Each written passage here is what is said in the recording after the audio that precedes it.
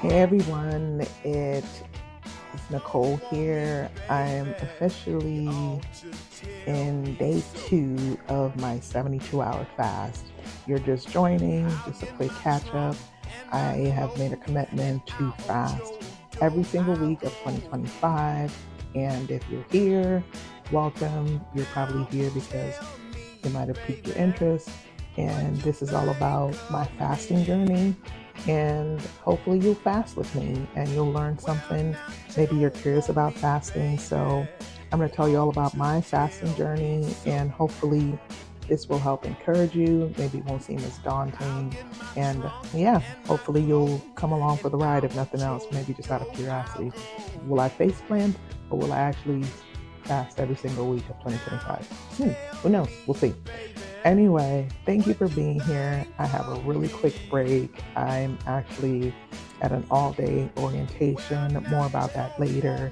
So we have a break until 11 o'clock. So I wanted to really quickly check in and let you all know how I'm doing. As I mentioned in my previous video, and check it out if you haven't seen it, I started fasting on New Year's Day, and honestly, it wasn't meant to be something symbolic, but it's something that I wanted to do to start off the new year. But I didn't really intend to make it, again, this grand gesture. It just worked out that way. Hubby and I usually celebrate the new year, so we start our celebration New Year's Eve, typically into New Year's Day, which we did. And once I crashed and got back up, I just thought it was a good time to actually reset and start the fasting journey that I wanted to do. And so I thought, no time like the present. So I decided to go ahead and get started on January 1st. So I have been fasting since 4 a.m. on New Year's Day. And I wanted to catch you up and let you know how I'm doing so far. So officially, and I'm looking at my app, and I'll talk to you guys about the app that I'm using a little bit more later. So I'm looking at my handy dandy app, and according to my app, I have officially been fasting 30 hours and 43 minutes. So again, I'll tell you about the app. I'll try to do a post a little bit later today. Again, no promises. I'm only committing to posting once per day, and anything extra is just a bonus. So I've been fasting officially for 30 hours and some change. How am I doing so far?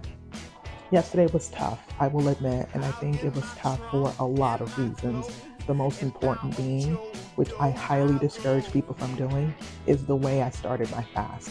I ate a lot of crap. And it wasn't, not like I ate a whole bunch, but they do recommend if you're going to fast, you should fast clean. Therefore, you shouldn't have a lot of carbs. You should start weaning yourself off alcohol and all of the things that we typically want to do, especially on New Year's Eve. Full disclosure, I definitely went cold turkey, which I wouldn't recommend unless you're okay with the potential side effects that you're going to experience by going straight from quote unquote debauchery. It wasn't that, but I'm just being a little bit dramatic. But going from 100% eating regular foods to 100% eating no food. Only reason I recommend against it is because the side effects can be very harsh. So if you want to avoid the side effects, probably don't want to do it this way. So what did that mean for me? I went to bed at 4 a.m. on New Year's Day, sorry. And I got up at 8:30 for reasons I cannot understand. My body was like, we're ready to get up. So I did.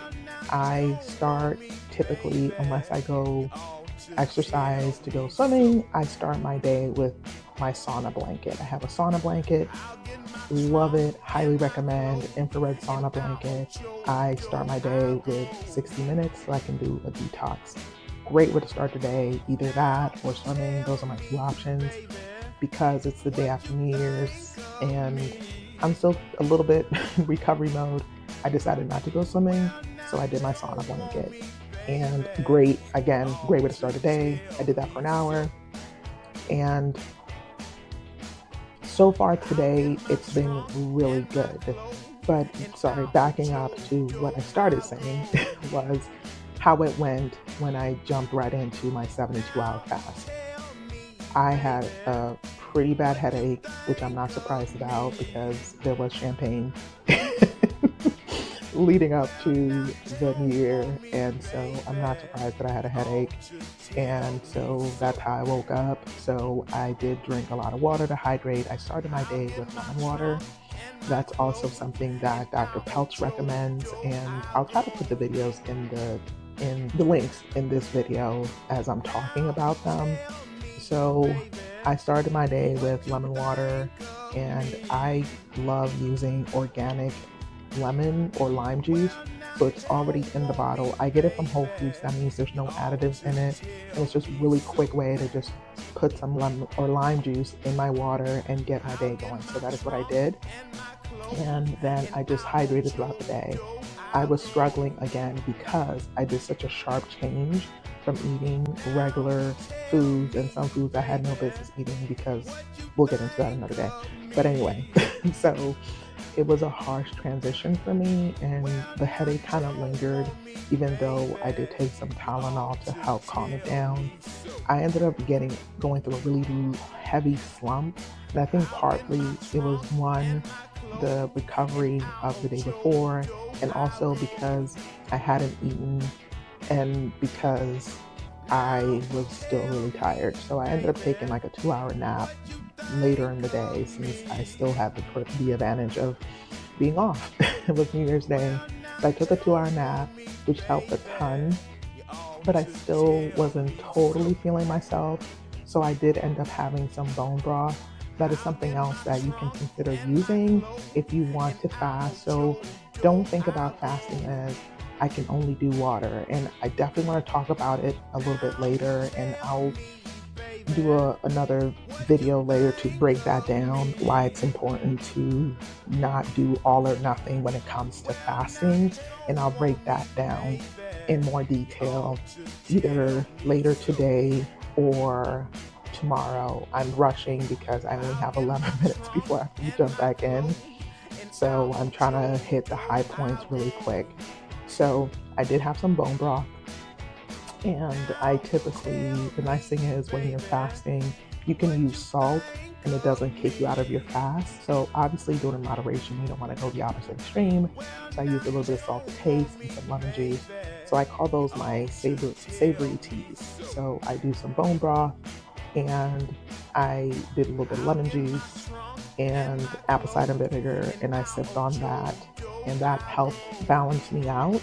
And so I had that, and then a little bit later, I had some tea. So before I went to bed, I did the night extra, and that's one of my favorites personally because it has a mint flavor to it. So I really like it. So it's valerian, the herb with mint. I don't know if it's peppermint or something else, but I really like it. You can get any type of sleepy time tea if you'd rather. And so I use that. I sweeten it with, I'll tell you right now because I have it right in front of me. I sweeten it with Truvia, which is from the stevia leaf, and it's a calorie-free sweetener, and it has no sugar, so it will not affect or spike your blood sugar, which is really important. So if you still have a need for sweetness or a little bit of sugar, you can use that. The reason why I like this one over stevia is that this one does not have the aftertaste that you might get with stevia extract. So Truvia is made from a combination of a stevia leaf and let me see, erythritol. I don't know if I'm saying that tall. If I'm remembering correctly, you can look this up. I believe it's a type of sugar alcohol, but again, it doesn't impact your blood sugar. And so when you combine those two, it actually removes that aftertaste you sometimes get when you're doing stevia extract.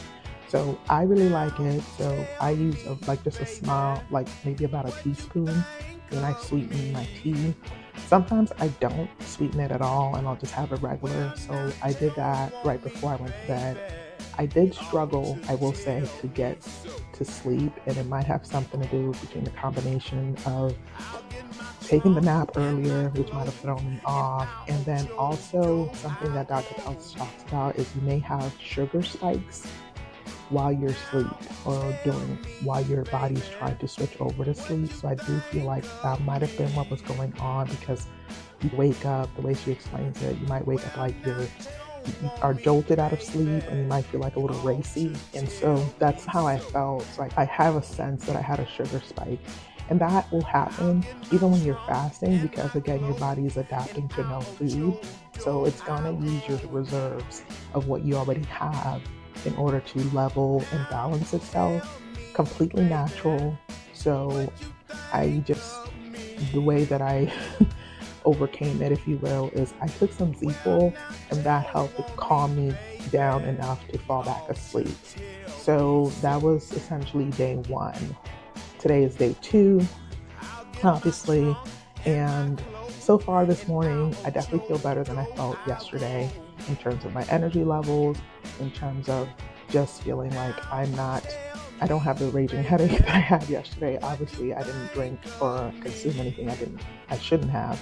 So that definitely helps. So my body's now resetting itself from the day before. Obviously, if you want to do a cold turkey, you can. I'm just saying be mindful of the side effects you will get when you switch over that sharply from regular food and regular eating and drinking to suddenly fasting. It is a sharp change. So if you want to avoid that, you just need to eat clean, which means you need to wean yourself off of your typical standard foods that you would have, lower your carb intake, and just start eating cleaner towards the tail end, ramping up to your fast. That is a much easier transition than the way that I do it. But again, for me, I don't have a problem going from one extreme to the next, but that's just me. But if you do have a problem, especially if this is your first time, highly recommend to do it the milder way and not the way that I did it. So today, because I knew I was going to have an all-day orientation and need to be more alert, I did have coffee today.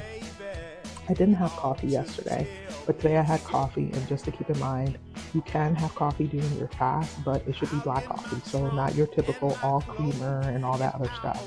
Or the other option is you can actually use unsweetened coconut cream, which I love.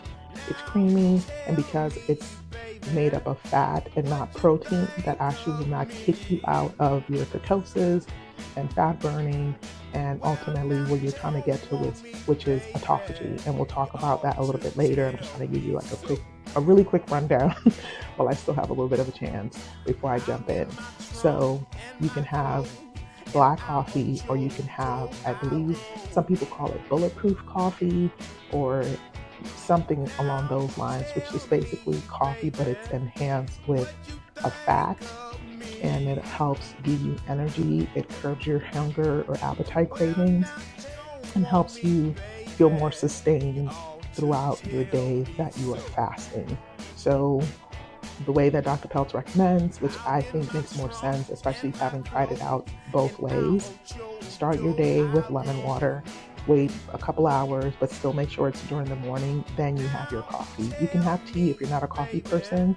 You can have tea with caffeine or not caffeine. It just depends on which one you prefer. You can use MCT oil. I definitely recommend that. One word of caution I will say, especially if you're just starting out, it can be very harsh on your stomach. So if you're going to use MCT oil, I would recommend cutting it with a protein. And the protein that I use is Vital Marine Protein. And I'll try to make sure I get the right name, but that actually helps to offset the harshness of it on your stomach. If you are just starting out, definitely ramp up, meaning start with a small quantity, not the full serving, and just work your way up until you can tolerate it. It helps keep you alert, energized, and really keeps you going throughout the day. So that's where I'm at. I've had my coffee, good to go right now. I'm drinking lots of water and feeling pretty good. So again, I'm over 30 hours right now. I'm excited to check back in. And yeah, so check back and I'll let you know how I'm doing a little bit later. All right, until next time, take care.